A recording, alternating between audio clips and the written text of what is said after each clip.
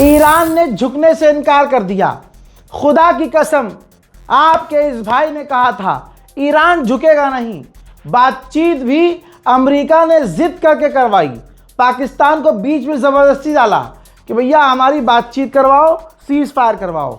Iran गया भी, Iran की डेलीगेशन गई, 22-28 घंटे लगभग बात हुई, लेकिन सॉल्यूशन कुछ नहीं निकला क्योंकि ईरान राज़ी नहीं था।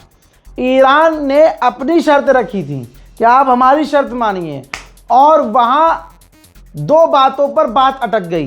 वो तमाम बातें मैं दोबारा रिपीट नहीं करूंगा, पूरी रात अपडेट दिया है तो जाकर देख लीजिएगा। अब मामला कुछ यूं हो गया है कि डोनाल्ड ट्रंप पूरी तरह से पागल हो गया है।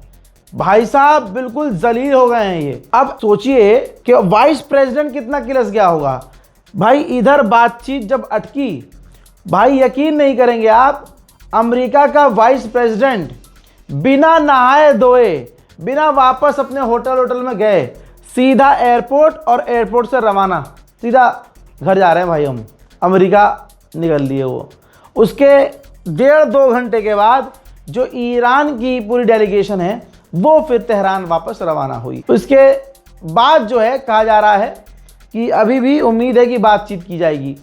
अब बातचीत तो हो ही नहीं सकती, मतलब आमने सामने तो हो ही नहीं सकती। अमेरिका ने खुद कहा कि लिखित में बात हो रही थी, फिर बाद में ईरान ने भी कंफर्म किया कि बात बिगड़ गई थी तो हम लिखित में बात कर रहे थे। तो देखिए जो आमने सामने बात हो सकती थी, जो उम्मीद थी, वो तो नहीं है। जिसके बाद डोनाल्ड ट्रंप ने एक आर्टिकल शेयर किया है, एक अपडेट शेयर किया है justthenews.com का, ठीक है, जो गवर्नमेंट ने स्टेटमेंट दिया था तो वो इस अखबार ने छापा था, तो जिसमें भाई नेवल ब्लॉकेज की बात की है कि भाई अगर स्ट्रेट ऑफ हॉर्मूज पर ईरान ने अपना कब्जा कर रखा है, उसी समुंदर में, उस स्ट्रेट ऑफ हॉर्मूज में आगे और पीछे जहां अमेरिका की फौज पहुंच जाएगी, नेवी, वहां से वो अपना नेवल ब्लॉकेज लगा देंगे। आप समझ रहे हैं? यानी जिस इलाके में, जैसे स्ट्रेट ऑफ हॉर्मूज ईरान के इलाके में आ रहा है, ओमान के इलाके में आ रहा है, तो अगर उससे आगे और पीछे चले जाएंगे तो वहाँ पर अमेरिका दुनिया को डरा कर अपनी फ़ौज तैनात कर सकता है। कहा जा रहा है कि ये अमेरिका का प्लान है कि हम ब्लॉकेज करेंगे और जो ख़ास करके ईरान से तेल ले रहे हैं उनको ब्लॉक कर देंगे। यहाँ तक कि जो भारत का तेल का सोर्स है, जो भारत और रशिया भर भर कर ईरान से तेल ले रहे हैं, अमेरिका, भारत और चाइना पर प्रेशर बनाएगा कि ईरान से तेल ना लो, और अगर उसके बावजूद हमने उनसे लिया तो फिर अमेरिका की नौसेना हमें रोकेगी। आज जो अमेरिका के साथ हिंदू खड़े हुए थे, नाच रहे थे, गा रहे थे कि बहुत बढ़िया हुआ, बहुत बढ़िया हुआ, ईरान पर हमला कर दिया इसने, मेरे दोस्तों अब वो खून के आंसू रोएंगे। क्योंकि अगर अमेरिका अपने मकसद में कामयाब हुआ, नेवल ब्लॉकेज लगा दिया, तो सीधा सीधा भारत और चीन को खतरा है। इस पूरी रिपोर्ट में साफ लिखा हुआ है। चोर की दाढ़ी में तिनका होता है, यहाँ तो पूरी दाढ़ी ही तिनके से बनी है। भाई 3 चीज़ों पर अमेरिका की और ईरान की बात अटकी है, और ईरान की तमाम बात जायज़ है और अमेरिका की तमाम बात नाजायज़। बिल्कुल ईमानदारी से बता रहा हूँ। पहली बात यह है कि ईरान ने कहा कि स्ट्रेट ऑफ हॉर्मूज हम कंट्रोल करेंगे। अमेरिका कह रहा है नहीं, तुम्हें कंट्रोल करना करो, हमें कोई दिक्कत नहीं है, लेकिन तुम्हारे साथ हम भी करेंगे। ईरान कह रहा है ऐसा कोई मतलब ही नहीं है, तुम्हारा कोई रोल ही नहीं है, तुम कहाँ और हम कहाँ, दूर दूर हैं। ओमान का हक है, तुम्हारा कोई हक नहीं है। दूसरा, ईरान से मांग करा अमेरिका ने कि ठीक है भैया, यूरेनियम एनरिचमेंट आप क्लियर कर दो, लिखित में गवाही दे दो, सबूत दे दो और एग्रीमेंट कर लो कि आप यूरेनियम एनरिच नहीं करोगे और कभी भी ऐसा काम नहीं करोगे जिससे आप परमाणु बना सको, छोटा हथियार या बड़ा हथियार। ईरान ने मना कर दिया, चलो चल।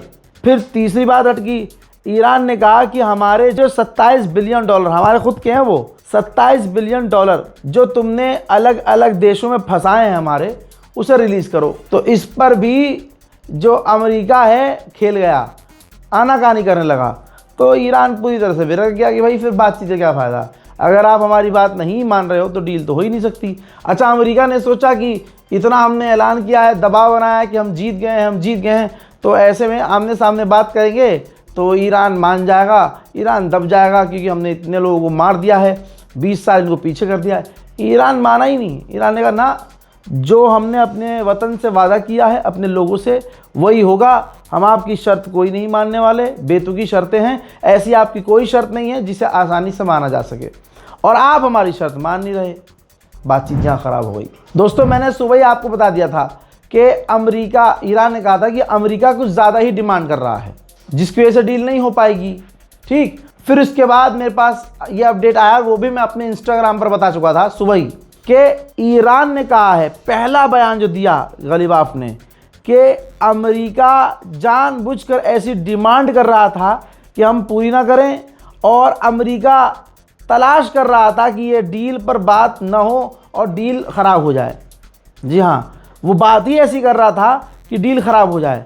ऐसा लगता है, ये मेरा बयान है यहाँ से, ऐसा लग रहा है कि अमेरिका को सिर्फ टाइम चाहिए था। ये मैं अपनी बात कह रहा हूँ, मेरा मानना ये है कि अमेरिका को सिर्फ टाइम चाहिए था। शायद वो टाइम अमेरिका ने ले लिया, प्लानिंग उसकी पूरी हो गई, इजराइल को अच्छा खासा समय मिल गया प्लानिंग करने का और प्रिपेयर होने का। इसी वजह से शायद ये डील भी अब पूरी तरह से बेकार हो गई।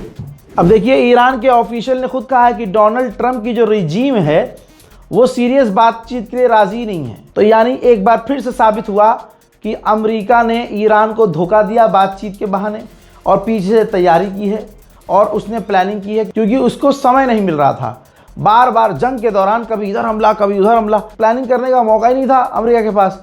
अब अच्छा खासा प्लानिंग करने का टाइम मिल गया है। यही तो बात है, इसीलिए मैं चीख रहा था, चिल्ला रहा था कि ईरान को बातचीत करनी ही नहीं चाहिए। उधर पाकिस्तान क्या ही कहता, सारी मेहनत बेकार हो गई अगले की। पाकिस्तान ने कहा कि हम दोनों पार्टी से डिमांड करते हैं कि अभी भी बातचीत जारी रखिए।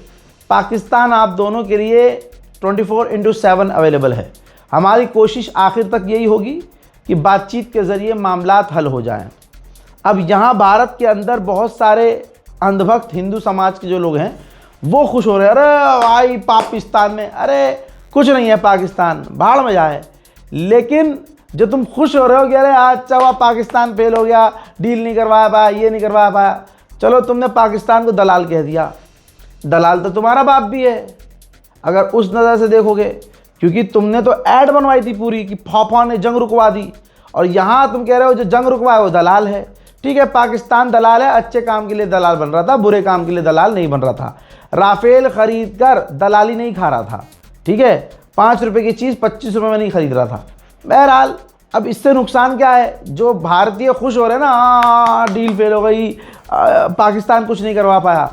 अब ये डील जो फेल हुई है, जो एग्रीमेंट नहीं हुआ है, इसका असर सीधा भारत और चाइना पर पड़ेगा, और जंग से पूरी दुनिया में, ये तो हमारी भारत की नीति, विदेश नीति यही है कि जंग से कोई सॉल्यूशन नहीं है।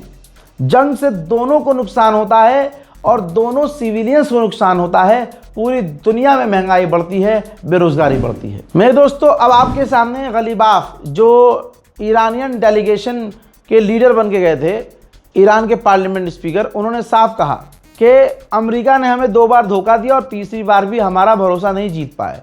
जानबूझकर वो ज़्यादा डिमांड कर रहे थे, जिसकी वजह से बातचीत फेल हुई। इसी तरह से उन्होंने ट्वीट पर ट्वीट किए कि हमें अमेरिका पर भरोसा नहीं है, उसकी नीयत पर भरोसा नहीं है। हज़ात, अब इशारा जंग की तरफ है, बिगड़ रही हैं चीज़ें और अमेरिका को भरपूर टाइम मिल गया है। बस अब दुआ कीजिएगा, इस रिपोर्ट को शेयर कीजिए, इंतज़ार कीजिए अगले अपडेट का। जय हिंद।